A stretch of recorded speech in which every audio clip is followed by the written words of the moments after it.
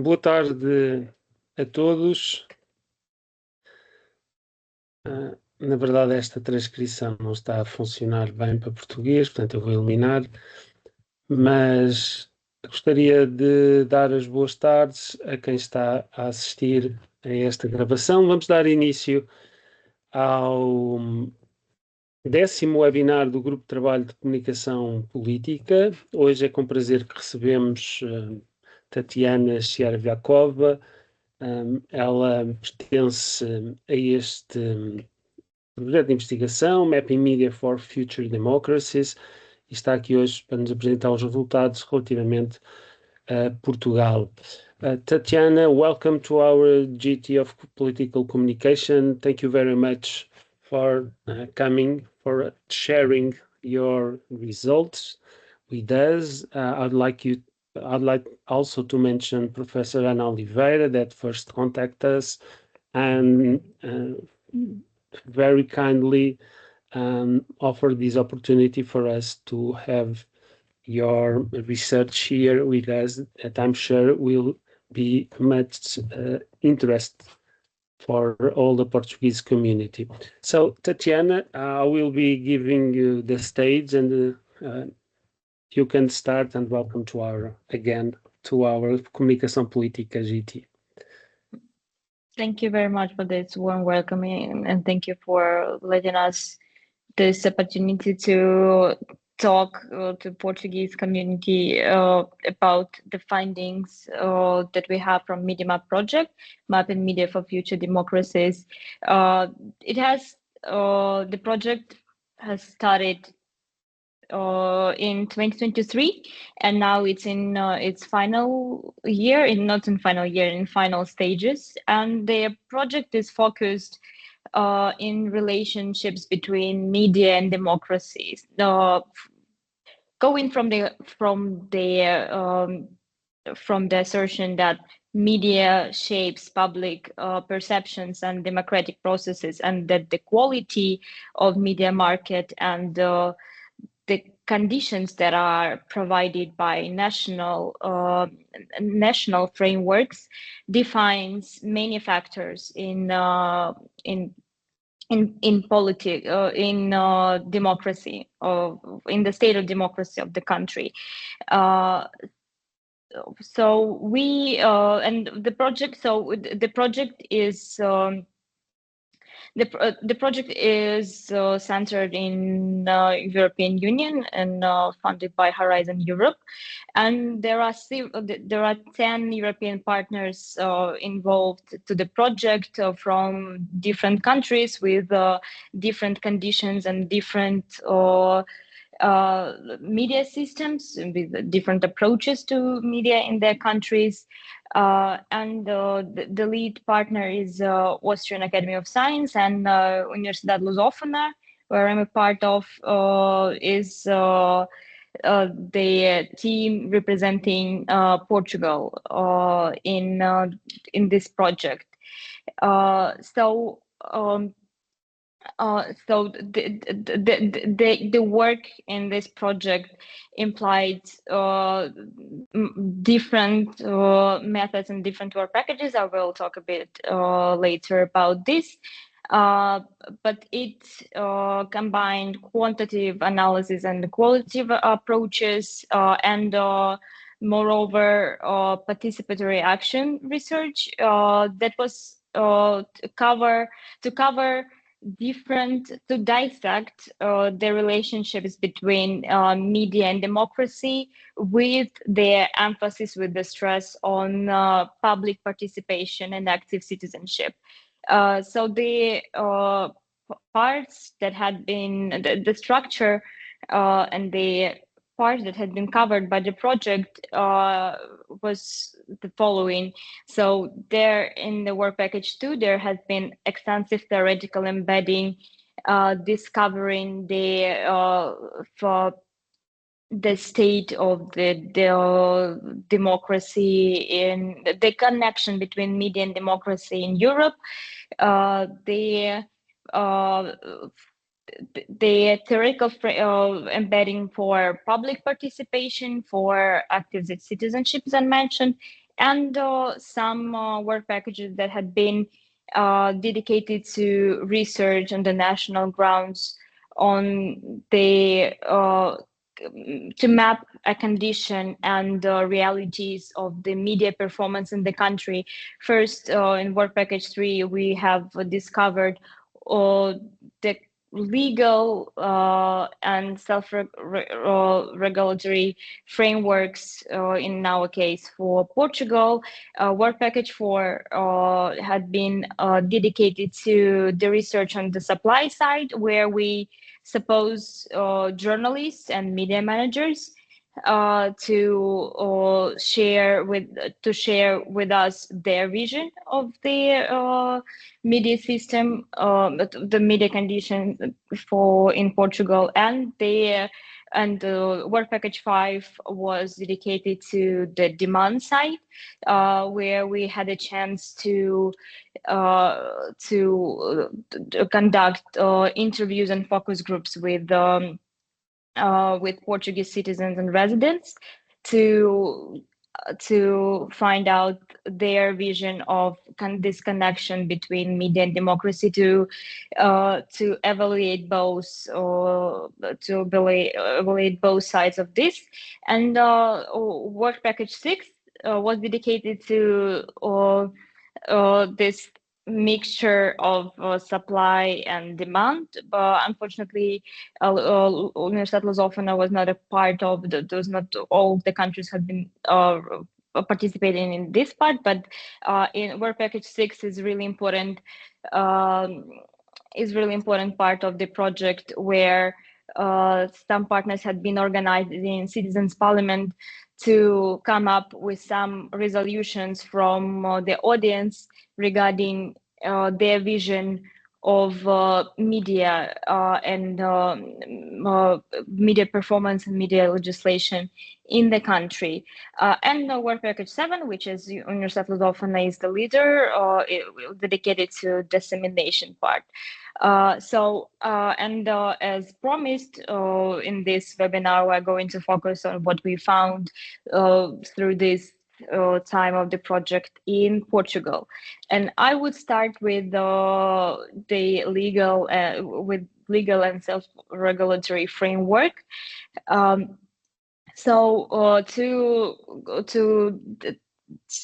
tell you something about the data sample that we had for to assess this legal framework. So apart from literature review,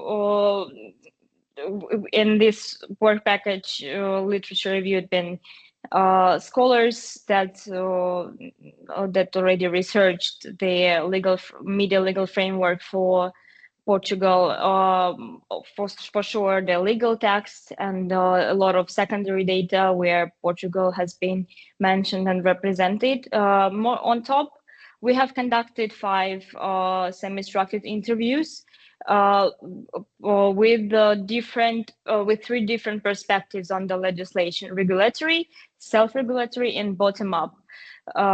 So the logic there that there should be, like, under the regulatory, there should be their governing body, and the self-regulation that could be representatives of a union, and bottom-up there will be some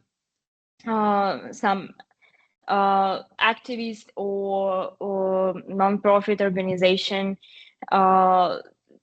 dealing with, for instance, media literacy and some causes like this. So all the countries shared a similar protocol and same protocol and same requirements to fill, to ensure comparability of the results. Without further ado, the first thing that we found, it has been this catch-all pluralism that one of our experts called it. So in general, the Portugal has different sides of political spectrum represented in media, and it has been noted and valued. And this has a legal ground that has been represented in the laws for TV and radio. as it is prohibited for audiovisual sector to be owned by any political power. Political ownership is only allowed for some doctrinal press. So this catch-all strategy is related to the size of the market. Portugal is a small market, and then not to decrease the number of audience by political views and preferences, media have to to represent the diversity of political spectrum. Also talking about some political representation, the issue of commentators has been criticized by the participants as a threat for impartiality and this division between facts and opinions, and they so some signs of slap incidents had been mentioned both by the journalists in the next work packages, on the next work package, and also in the representative of this the participants of this work package who were talking with us about the legislation.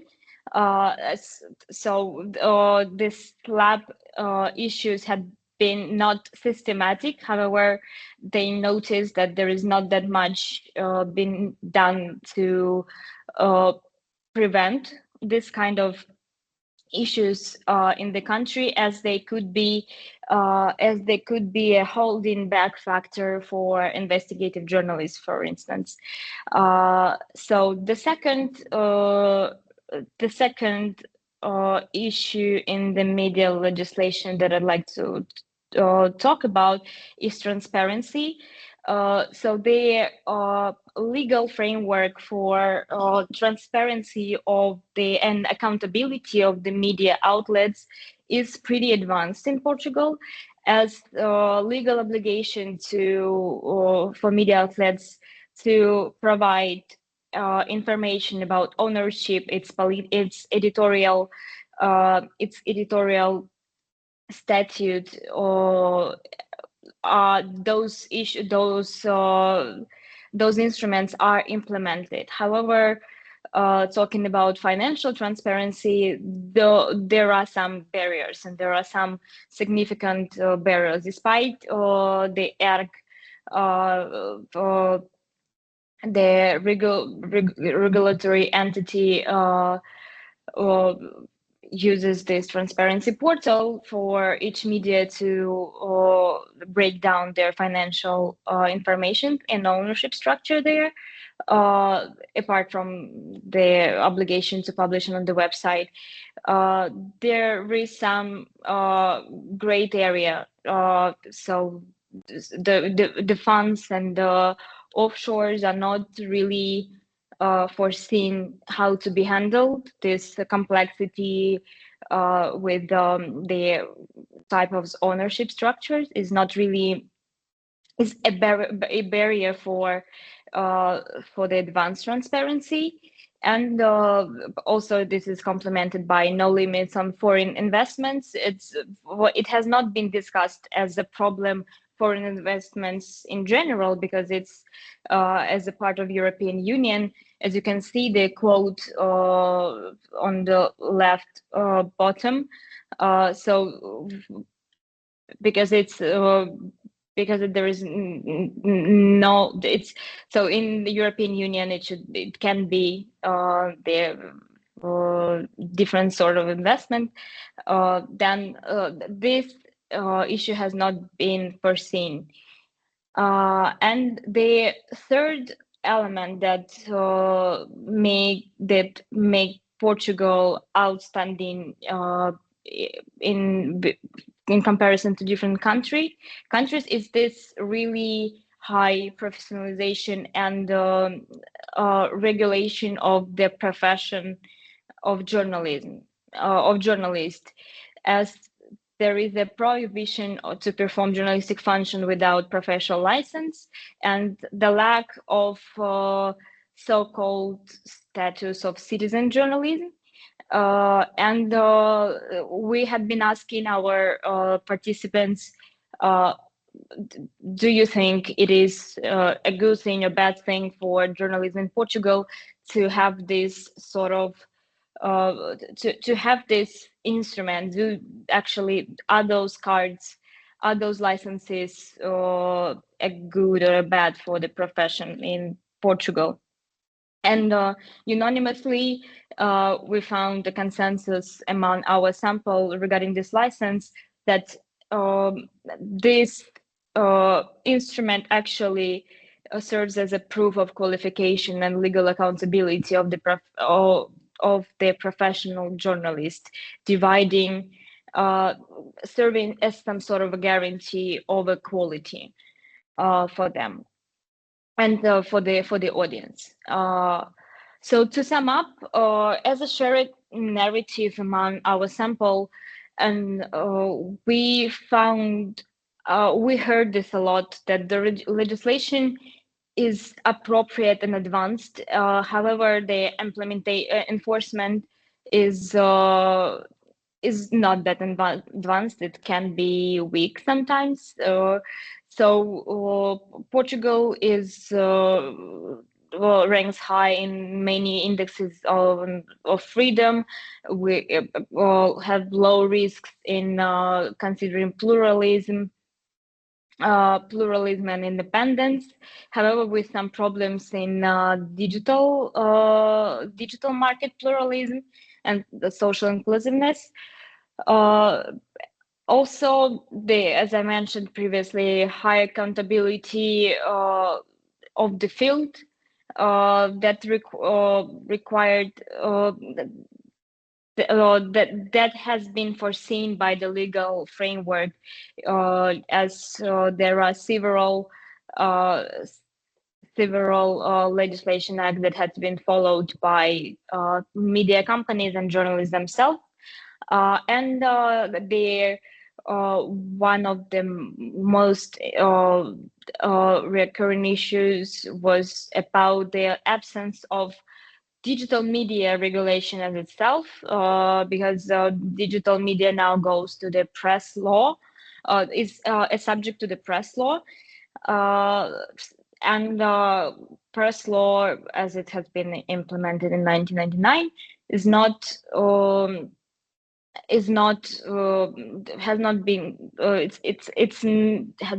considering the business model and the operation model of digital services. So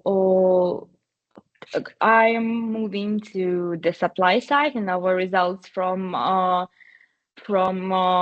that we got from supply side. So in order to obtain those results, we have done several exercises. So we had first, actually starting from the bottom of the slide. So first, we have done this quantitative matrix. We have curated a sample of the 228 medias with different types of media. And it has been broken down to the categories shared within all the countries. Among those are transparency, sharing information standards, political orientation,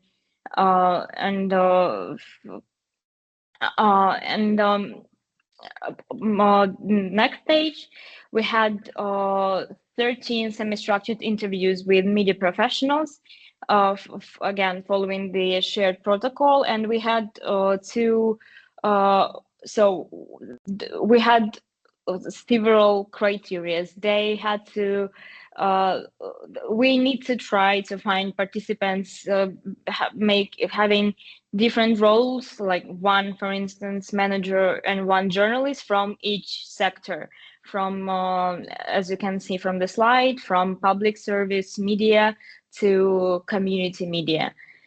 And what we got from our data, the most recurrent issue for the professionals, and the most that should ring a bell and should the biggest threat for sustainability of the media in democracy in Portugal is this vicious circle of financial crisis. So the lack of financing has been seen as the biggest threat for sustainable industry, imperiling democracy itself.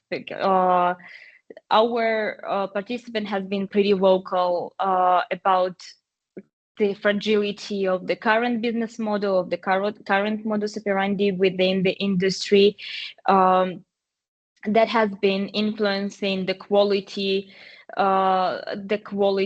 of journalism, and mostly some parts of it. For instance, a lot of participants would mention the lack of resources to perform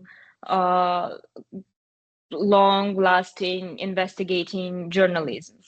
The working conditions that are for sure related to this financial crisis nudge some professionals to leave the profession, as the issue of precarity and the mental health had been risen.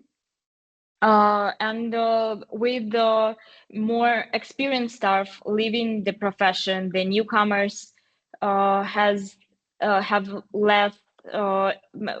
less experienced people around them that also can indirectly decrease some standards. There is also this dynamic of shrinking newsrooms and the increased speed of delivery of the information. Our participant had been noticed this the lack of time to perform journalism during the business model of digital media.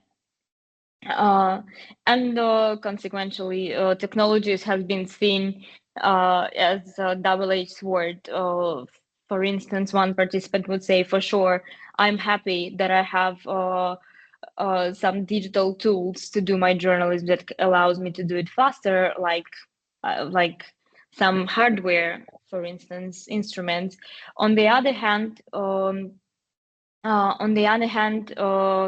they see these technologies and these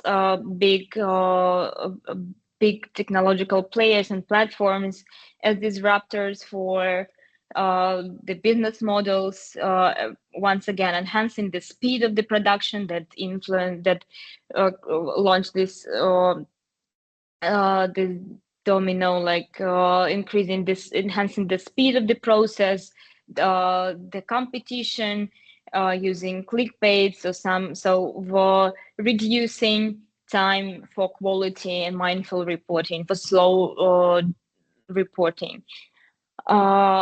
So the second finding that I'd like to share with you is sort of an absence of political pressure that had been shared among the sample, and political.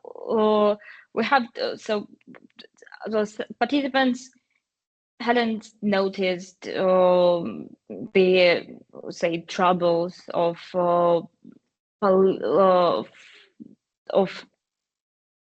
pressure for their profession, unlike concerns of state inaction. I will soon explain what does it mean, and growing polarization in the country. So the media, some participants would even say that the freedom of speech in the country is total, and they acknowledge and value the lack of censorship. And the investigative journalists that we interviewed mentioned that investigative stories can be more easily published in Portugal than in some other countries. however, the risk of polarization had been widely discussed, as it brings the debate to extremes, and journalists admit that their coverage can impact the growth of this polarization. Again, this would be a recurring narrative about the excessive amount of commentators, especially on TV, which had been mentioned also one of the consequences of financial pressure. It is being a more cheaper type of content to produce.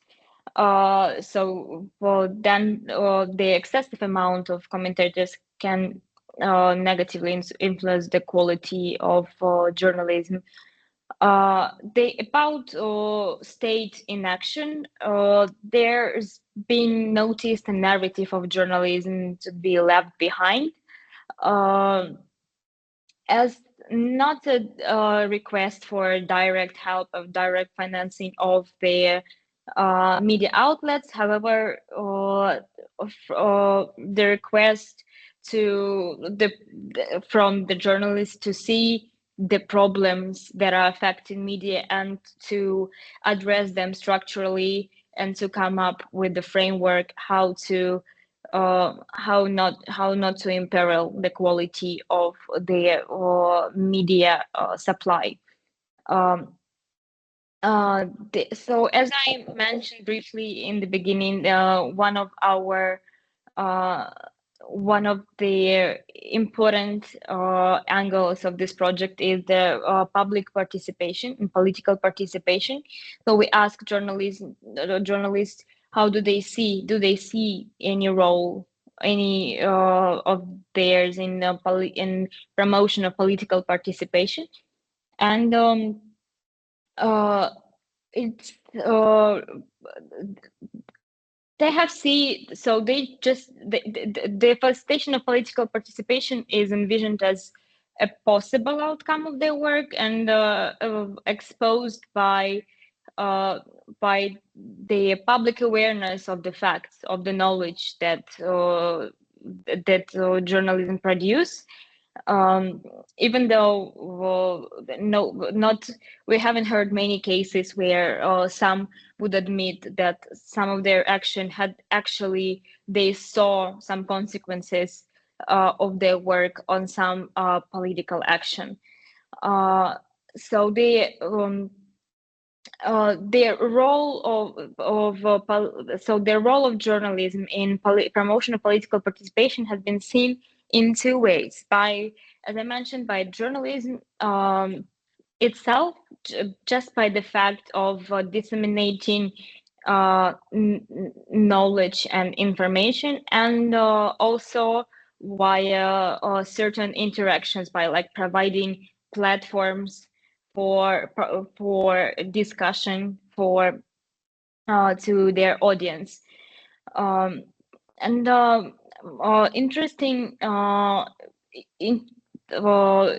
Interesting angle to look at this promotion of political participation has been that crisis moments and pivotal points in politics can play into different directions. Sometimes they do increase political participation and political interest of specific group of people, while and sometimes polarization, populism, or politicians themselves can discourage this participation. So quite often their negative events can enhance this participation, or sometimes can demobilize people to participate, as it had been seen by journalists. So talking about, I'm going to demand side.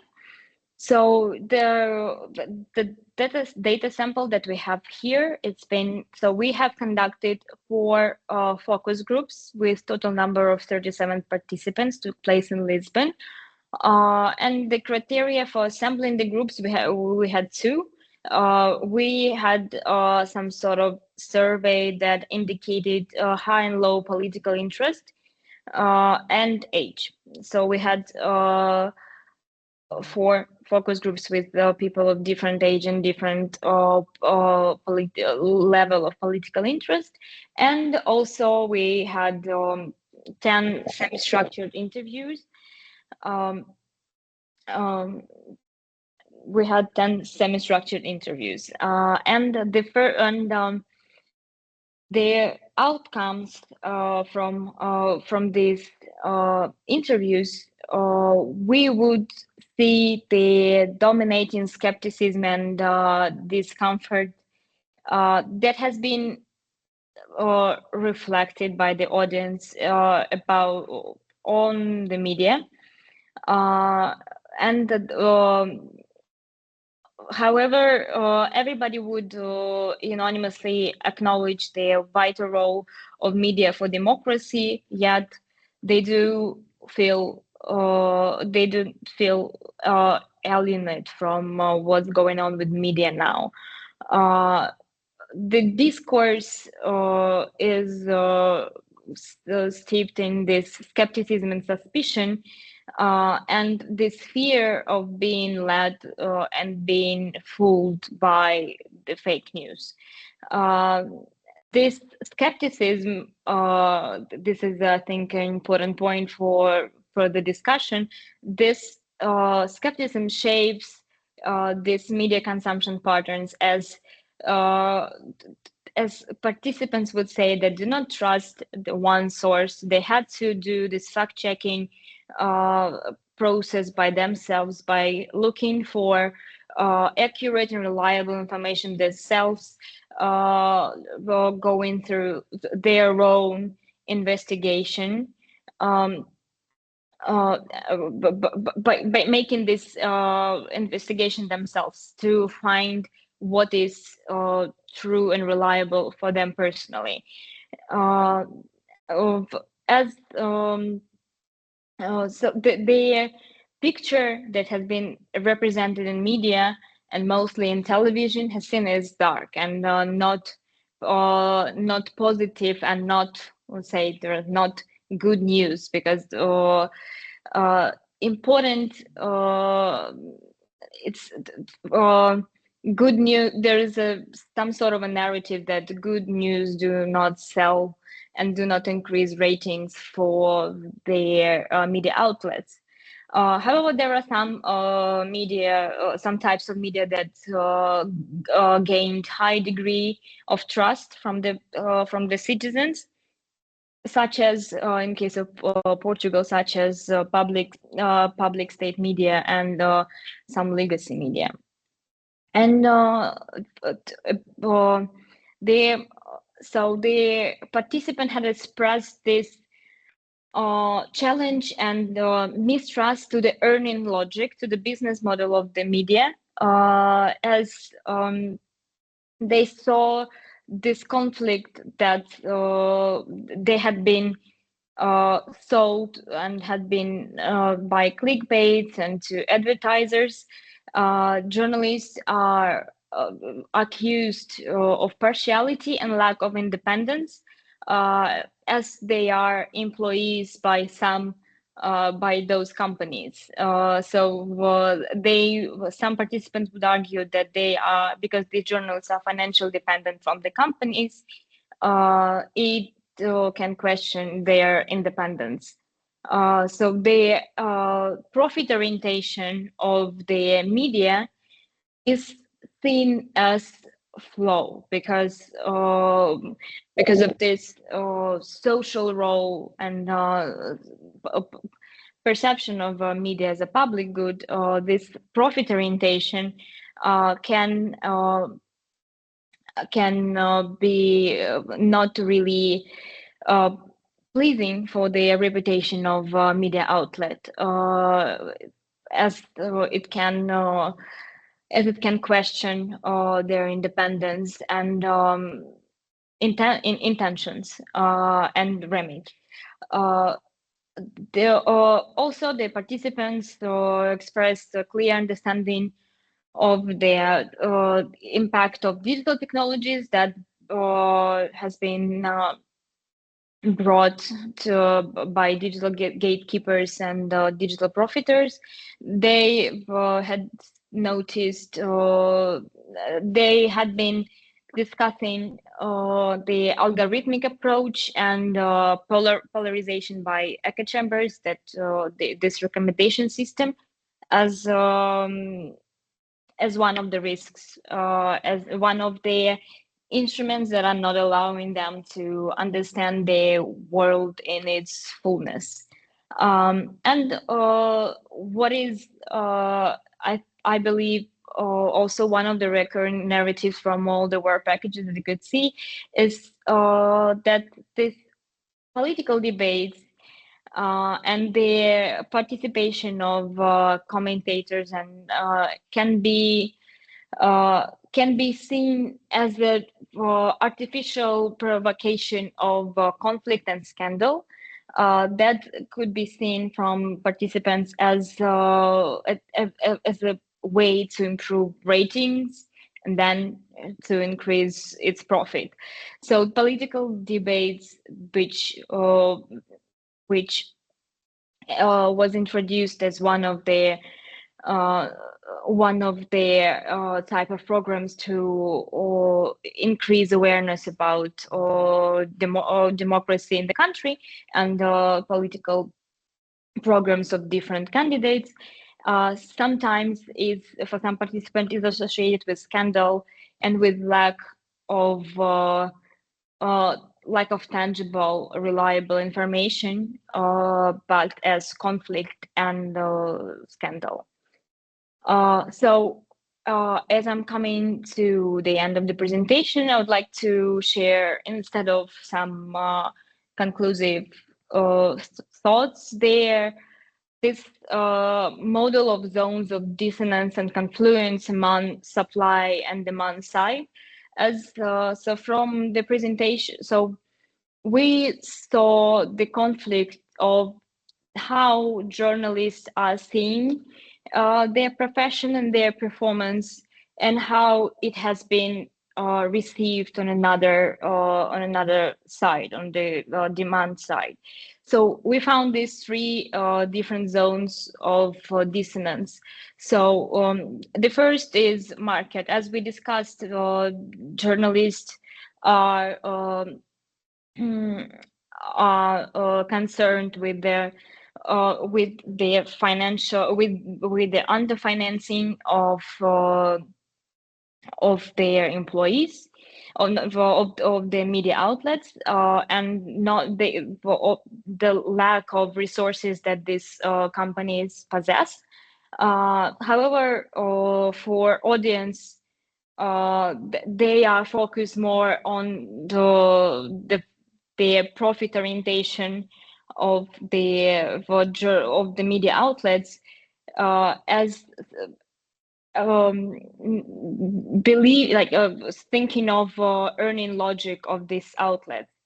The second zone of the dissonance is pluralism. By this we mean, as one of the mandate of the journalism to provide all the voices and provide all the positions and all the to give voice to give a voice for some for participants that could be considered as noise. And so as we mentioned, this issue of commentators, for instance, it can be received as not as lack of nuance and lack of depth information, just the attempt to fill the time of the air or the space of the media, while the intention of providing as many as voices as possible can come from the idea that media should provide a space for different voices. And the third element of the zone of dissonance is professional standards. What do we mean by this is that journalists are really aware of, from our sample, journalists are really aware of their professional standards, and at least from their self-reflections during our conversations, we noticed that they do everything to follow the standards. Again, they mentioned that they work in the regulated profession, in the regulated field, so they had to comply with the legislation. But from the demand side, we would see the perception of journalism as, we even heard, puppets or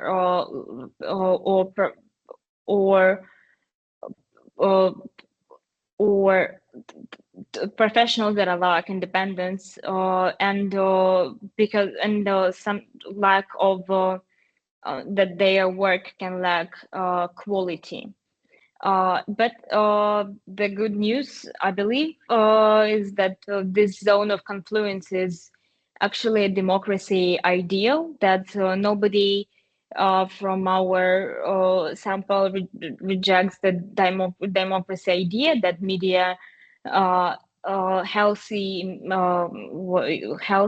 media system and democratic media system is in the core of maintaining the democracy in the country in general.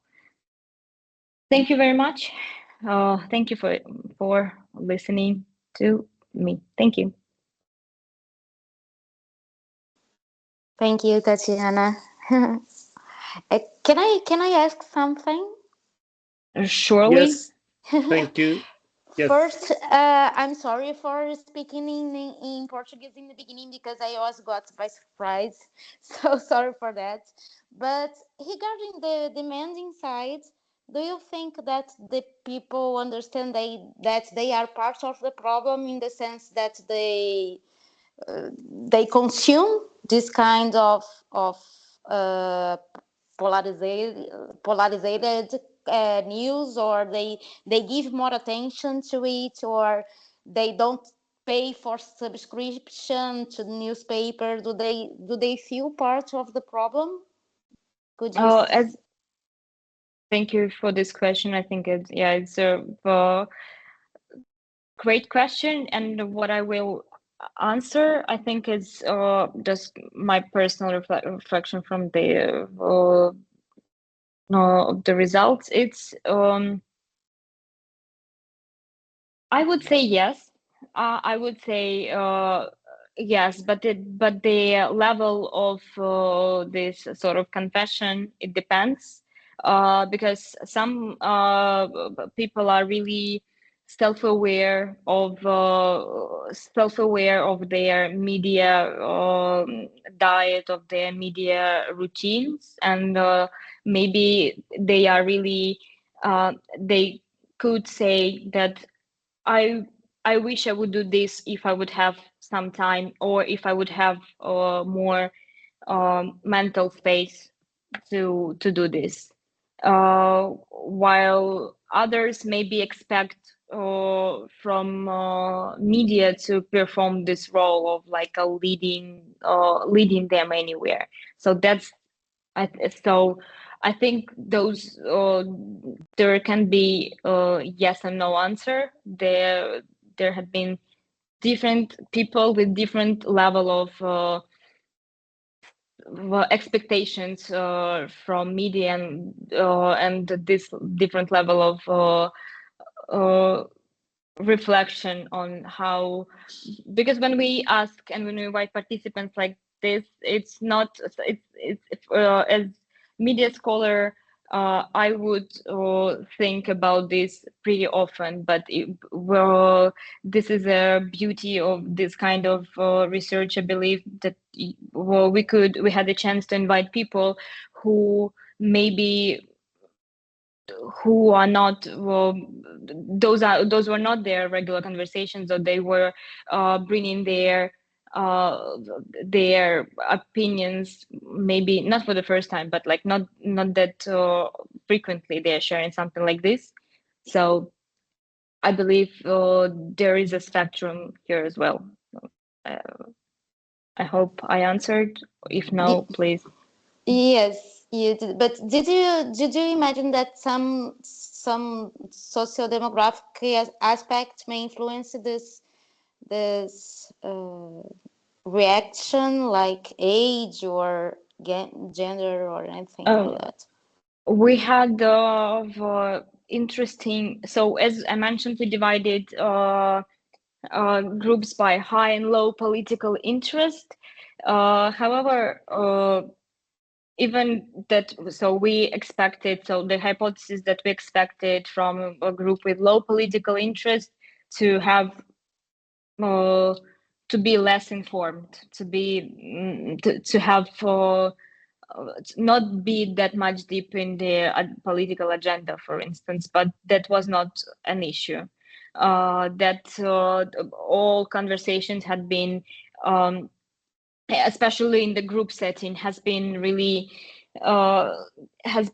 profound, and the people were even when they been assessed as low political interest, they had they had a lot of information to share, actually. So we didn't see the pattern. We didn't see the pattern actually regarding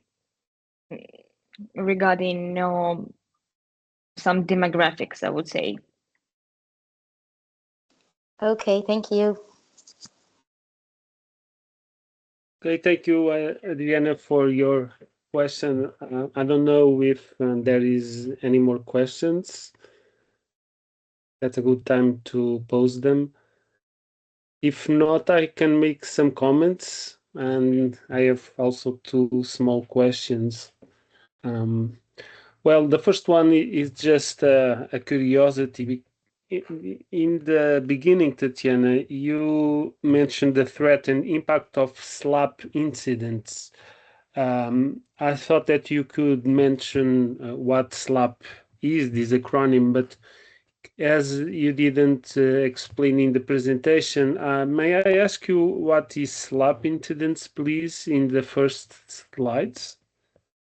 Yeah, my apologies. This is the strategic lawsuit against public participation. So it can be used strategic low attitude. Lawsuit against public participation. So it could be used against journalists, for instance, or somebody could file a defamation case, for example, as they one of the subject of the investigation, to put financial burden. Depends on the legal framework, to put on financial burden of the media outlets, and for some media outlets, those prices, or journalists, the prices to pay to lawyers and to full court performance is pretty financially draining. So those those instruments can be, and my apologies not to no problem, not to dissect it where I was talking about this. I thought it was interesting, the research results that you have presented. Some, as Portuguese, we have some notion of it as participants in the political process, as citizens. And other ones are also important to note, and especially I'd like to highlight some that you said about the legislation with weak enforcement. Yes, we have a legal regulation for the most general part of journalism, but there is no specific code of deontology, for instance, on media, on online journalism. And so it's very interesting to see that almost 25 years has passed since the internet became common in Portugal in the beginning of the early 2000s. And even though there is no specific orientations and guidelines for how to conduct a journalist investigation online, where we have videos that can be deepfake and some online behaviors that can be identified and become potentially problematic in the future. So it was a nice to see that you talk about the lack of regulation for digital media, and also the low risks in media pluralism. So that is I think a good outlook for our media landscape. I just would like you to tell me one more thing. That did you mention MeDeMAP in the end of your presentation? The idea of yes, okay, that I was so. What do you think, if you, given these results, is the MeDeMAP is a kind of possibility for Portugal, for the world? I don't know if you have another European results that you can contrast Portugal with, but I would like to talk about a little how can we perspective can we see Portugal in the European context regarding accountability, regarding legal frames, regarding pluralism. I don't know if you can answer this question. I hope I will try. I think what we got, and as I believe that Portugal is really solid in media realm. When we talk about professionalization, accountability, when we talk about standards and legislation. However, when we talk about financial stability, we see a lot of risks, and this is a loud word like impoverishment, but this kind of impoverishment can also serve as some sort of not direct censorship, because it doesn't allow for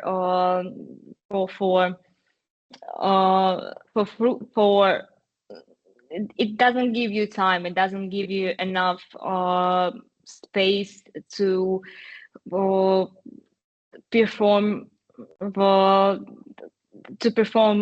an investigative journalism that can be important for supporting for controlling power holders and performing media function. That I believe that it's that, because it's, as I mentioned when we were talking, when I just entered the call, as it's been the new market for me, and everything that I found, it seemed to be pretty good base, and there seem pretty good checks and balances surrounded what is allowed and what is not. This instrument of prohibition of political ownership seems to be really well thought, because it's not everywhere, so it's not, and also the issue of professionalization of this professional card.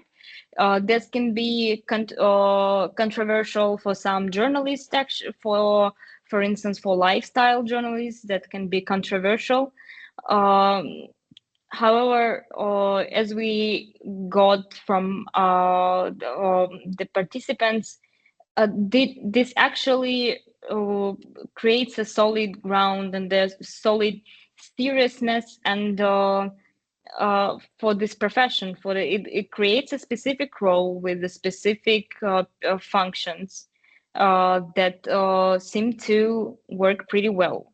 So everything that it's like, I think that the biggest risk overall is financial risk and the lack of framing digital media and the lack of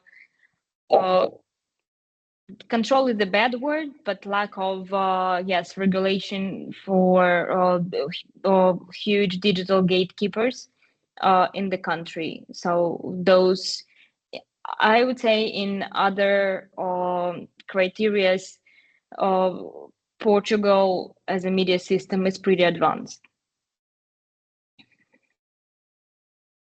Okay, thank you for your answer. So maybe we can say that we have a good standard of health in our media system regarding other media systems. And there are some works that have been developed in the recent years about these different media systems in Europe mostly, and also in North America.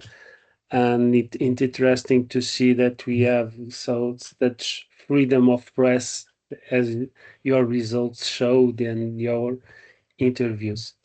I don't know if Ana Oliveira or Adriana would like to pose another question.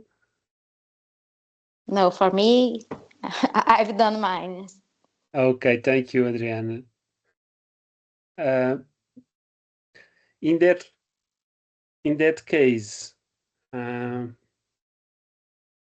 I would, in the name of the coordination of the GT of Comunicação Política, me and Professor Elder Prior is the vice chair of the GT. I would like to thank you to Tatiana Chervyakova